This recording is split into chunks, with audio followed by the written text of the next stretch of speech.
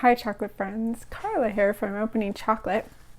This week I'm going to talk to you about a Canadian chocolate maker out of Montreal, and it is Chocolates Monarque. Chocolates Monarque was started by Daniel Haran. It's done out of a suburb of Montreal. He started making chocolate in 2008, but he didn't officially start Monarque until 2014. He has a background that is not necessarily culinary. He got a BA from Dalhousie in Halifax, and he was working as a self-taught software developer and was involved in an AI startup that he co-founded the company and eventually sold the company. Another interesting thing about him is that he was born on the islands of Saint Pierre and Miquelon, which are these weird little remnant islands off of the coast of Newfoundland.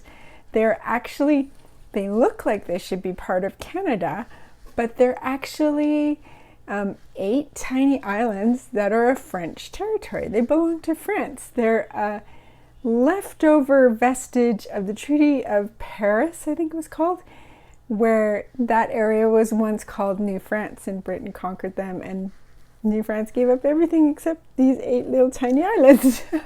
So he is born in a small fishing village on those unique tiny islands. So how did he come to chocolate? So in 2007, he had discovered Cluizel, Valrhona, and Damari, which were some of the staples in craft chocolate at that time.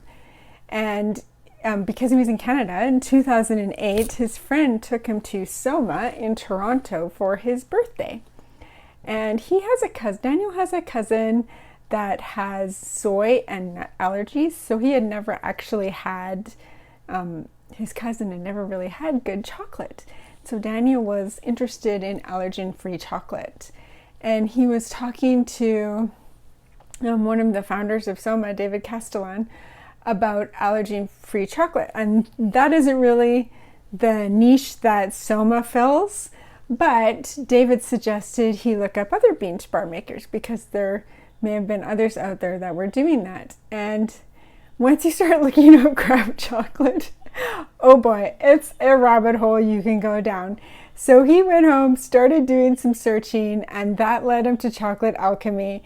And once you hit chocolate alchemy, you're going to be making your own chocolate. So 2 weeks later, he had a mill and he had some Madagascar beans, and 2008 was when he started experimenting. So in 2014, he was kind of feeling burnt out professionally. He had a very sick family member, and he was kind of having a midlife crisis at the end of his 30s.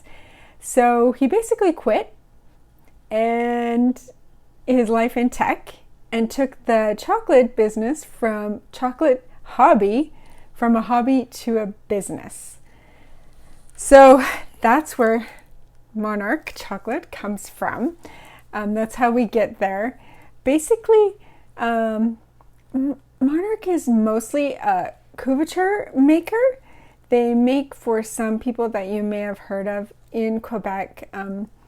Alo Simone, he was making for until he had a bunch of machinery problems that made that he couldn't do that capacity anymore. I'm going to pronounce this wrong because I'm horrible at languages. Etat de Choc, which is also in Montreal. He made the couverture for 3 of their International Chocolate Award winners in 2023.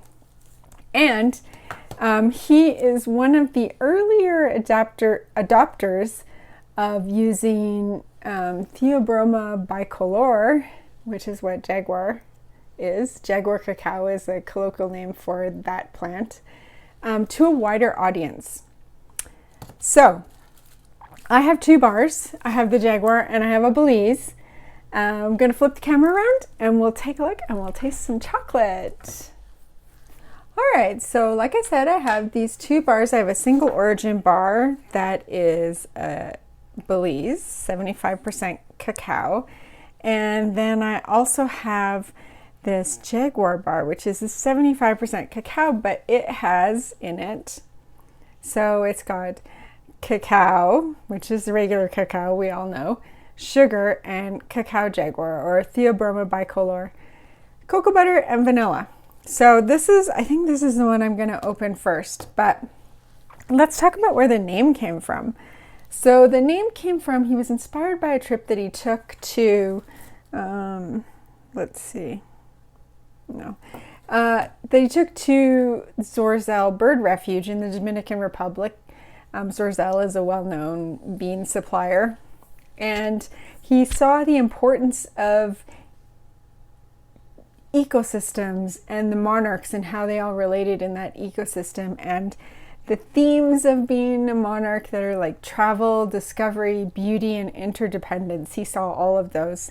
So he said he told me that, I quote, "It's almost too good a name. After 3 iterations, I feel like I was in the same place and still in danger of going extinct." So hopefully the new career has revived him. He's been doing it for a while now. He has had a lot of machine issues that he's got a social media presence. So you will see him pop up in forums and on Instagram all the time. But yeah, I think he's hired some people to work on his machines, and he's kind of gotten over his machine woes and has some backup machines for when there is an actual problem. So hopefully that's no extinction in the near future. So his wrappers in the past were all like this, and most of them were actually black and white. So the newer ones are still minimalist like this, but they're color coded for the single origins. And then he's got ones like this that are a little more unique and interesting for the flavored bars. And he's got some interesting flavors coming out soon, in addition to his Jaguar. So this one won a silver award in 2023 from the International Chocolate Awards. This one won I can't remember which one this one won, but I do know that it won an award in the International Chocolate Awards in 2023 as well. So I am going to open up this one because this is a lot of people, when they think about Jaguar, they think about Monarque chocolate. So let's take a look here. So we'd already looked at the ingredients. Did I miss anything on the front? It's a 75% cacao. So he's including both cacao in that percentage, and he's got added cacao, butter, and vanilla. I like the wrapper. I like the Jaguar. I like the colors of it. I of course like the plants on it. One of my favorite parts. So let's see how this bar looks.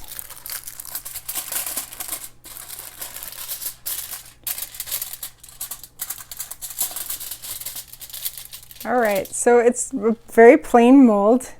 Those are just marks from the depositor. I'm not too worried about those. Let's give it a snap. Good snap. You can see that the color, or I don't know, can you see that the color is a little bit lighter than what you would expect with most dark chocolate bars, 75% bars.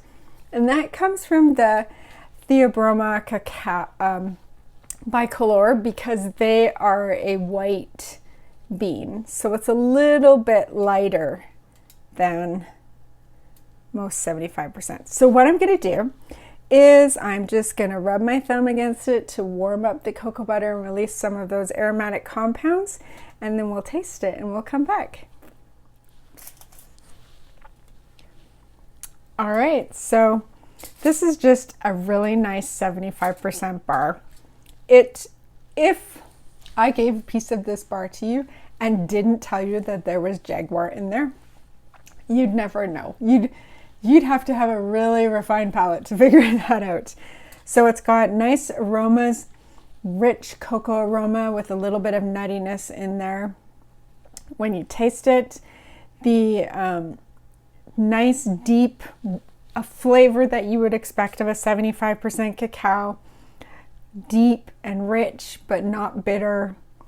A little bit of nuttiness, a tiny bit of retronasal, so when you breathe in, when it's melting, you get a little bit of vanilla in there.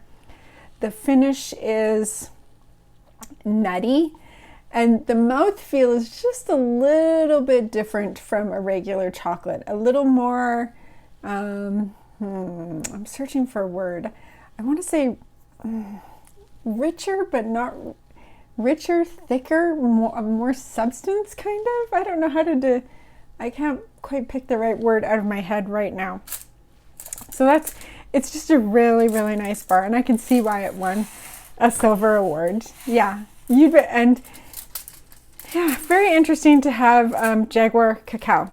So I thought I would try and open this one as well. Let's take a look at the back on the tasting notes. So it's got so he told me that he got tired of being at markets and having to explain things to people. That's why he included tasting notes on the back. I'm not going to look too closely because honestly, I don't like to look at tasting notes beforehand.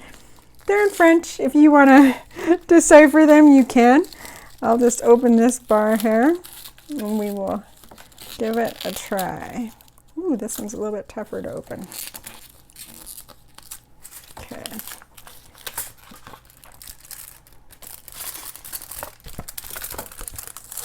Let's move this one out of the way. So this is the Belize.